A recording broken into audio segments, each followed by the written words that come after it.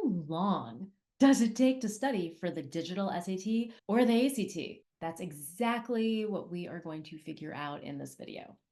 So I've gotten this question a lot recently from parents who are going through the testing and college process with their first high schooler. It usually shows up as like a question in the Q&A part of a presentation that I'm giving for high school, as if there's some like simple, magical, easy one-size-fits-all answer that I could just give them. Unfortunately, as I have to tell the parents who ask this question, this is complex and this question is as personal and as pretty much everything else is in the college admission testing process.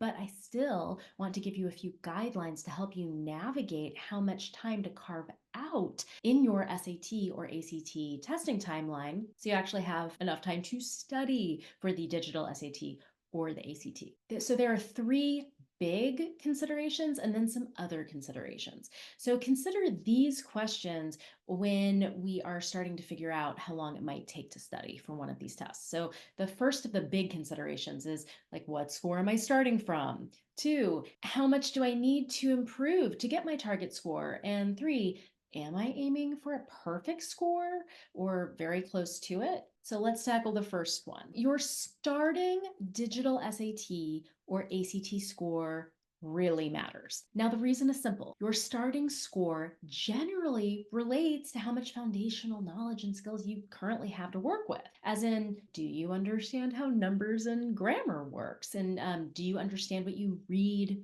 in a passage or on a two-way table or in a chart? So here's an example. After you set up a math problem about rates, can you then just solve the equation and get to the answer? Or do I first need to teach you how to solve a two-step equation? Or furthermore, before teaching you how to solve this two-step equation, do we need to backtrack and you need to learn how to like add or subtract fractions in the first place and then learn your order of operations before you can then solve the equation? See the difference? For a reading example, do you like basically understand what you read when you read a text and you merely need some help with some strategy or some specific question types and how to handle them? Or do we like first need to put you on a reading diet so that you can comprehend the basics of a passage within a time limit? As far as like grammar goes, let's say that I am teaching you how to put two complete clauses together correctly using punctuation. Is that enough? Just teaching you the punctuation rules for that task? Or do I need to backtrack and explain what a clause even is? Or do I need to go even further back and explain like what a subject and what a verb are too? For a totally unrelated example, if I'm teaching you to build a house, can I just give you directions about like sawing off a 2x4 wooden beam and hammering it to another? Or do I first need to teach you how to hold a saw, what a 2x4 beam even is, and like what a nail and a hammer are? So if you need to learn the very basics first, it's gonna take considerably more time to do test prep before we can even begin to learn the actual concepts and strategies to improve your score. Thus, your starting score could easily add a few months to your testing timeline. For example, let's put some hard numbers to this. If your starting ACT score is like a composite 22 or less, or your digital SAT score is 1100 or less, you probably need to factor in about 3 months more of test prep time to learn the basics. And then you continue prepping to actually learn the new concepts and strategies. Hey there, I'm Kristina of Ivy Lounge Test Prep. I help high schoolers get into their dream colleges by helping them drastically raise their SAT and ACT test scores and write compelling college application essays. So now I have a question for you. Do you know which test, the digital SAT or the ACT, you're even taking? And if you do you know what score you're even starting from? Let me know in the comments below. And then while you're at it, just go ahead and like this video, and why don't you also subscribe to the channel too? So now let's talk about the second major consideration, which is how much do you need to improve your digital SAT or ACT score in the first place? So simply put, the more you want to improve, the more time it'll take you to prep to get there. For instance, if you want to improve 3 ACT composite points, which is equivalent to like 100 SAT points, that'll typically take you less time than if you needed to improve 6 ACT composite points or 200 digital SAT points. And remember, depending on your starting value, that first scenario, right, the 3 ACT composite points or the 100 digital SAT points, that could be like a 1 to month affair prepping for that. Whereas the second situation, 6 ACT composite points or 200 digital SAT points, that would be more like 3 to 6 months. So if you need to improve more than 6 ACT composite points or more than 200 digital SAT points, you're generally looking at like a 6+ month affair with test prep. That would be starting right after your sophomore year ends, prepping that summer, the fall of junior year, and then maybe you're taking your first attempt at your test of choice.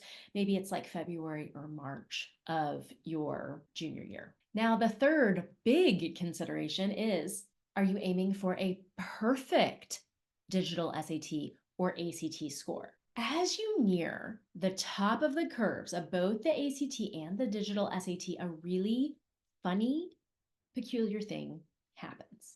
So, on one hand, each question starts to be worth more points. But on the other hand, it gets harder and harder to get every single of those questions correct because there are so many miscellaneous topics that one would have to know cold that might not get tested on every single test. So you actually have to learn considerably more nuanced concepts and strategies just to make sure you're well versed in all of them so you can be prepared no matter what the test asks you on any particular day. So in my experience, which has been like 14 years as of now, it's easier to get a student from a 1380 to a 1520 than it is to get a student from a 1460 to a 1600. Now, why, right? Both of them are exactly 140-point improvements.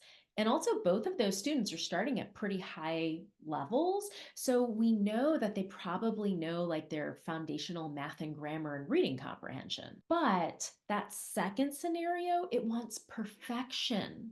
While the first scenario just wants to improve 140 points and, finally break 1500. Now, that first student, the 1380 to 1520 student, they need to learn the concepts and the strategies that consume the most number of points she missed on test day. Ideally, she'll learn as many concepts as possible, leaving some room for errors. If she's not the type of student who will make an error if it's something she knows, that's great. She might be able to skip a few tricky miscellaneous topics that only show up on a test every once in a while. I actually helped a student just like this, like do the same exact score jump from a 1380 to a 1520. And you know what? We did it in 3 weeks of private tutoring. They were intensive weeks, but 3 weeks of private tutoring with me. And that was exactly what she needed to get her early acceptance into the University of Chicago. However, a student starting at 1460 and they're aiming for their perfect 1600, they would have to learn every single possible topic that may be asked on the test. Because the only way that you can truly guarantee you get a perfect score is if you get every single question right. Even if you're aiming for like a really high score, not perfect, but like really high, like 1550 plus on the digital SAT or 35 plus on the ACT. That part of the scoring rubric is just not consistent on either test. So you may have to take the test a few times, not just so that you do your strong performance, but also to get a test that maybe has like a normal or a more forgiving curve at the top of each section. For example, you might miss 2 questions on the ACT science section, and on one test that gives you a perfect 36.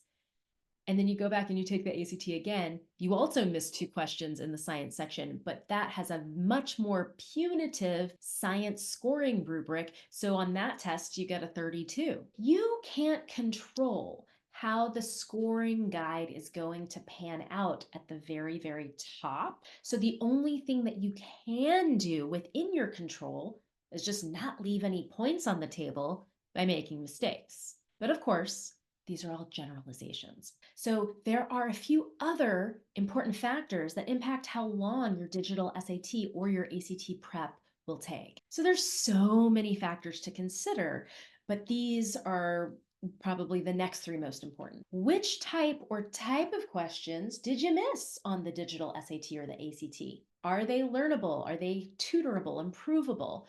Or are they things that you kind of just have or you don't? What is your junior year schedule like? Do you have a stretch of time where you could really focus on test prep because you don't have so many extracurriculars? Or are you so busy that the only way you can add test prep to the equation is if you do a little bit at a time, but over a longer period? And finally, what are you currently learning in your math and in your English classes right now? Like, would starting test prep later allow you to learn more in school so you don't need to spend maybe quite as long on test prep when the time comes? So, all of these very personal factors and more are exactly the type of things I take into account when I make individual testing timelines for my students.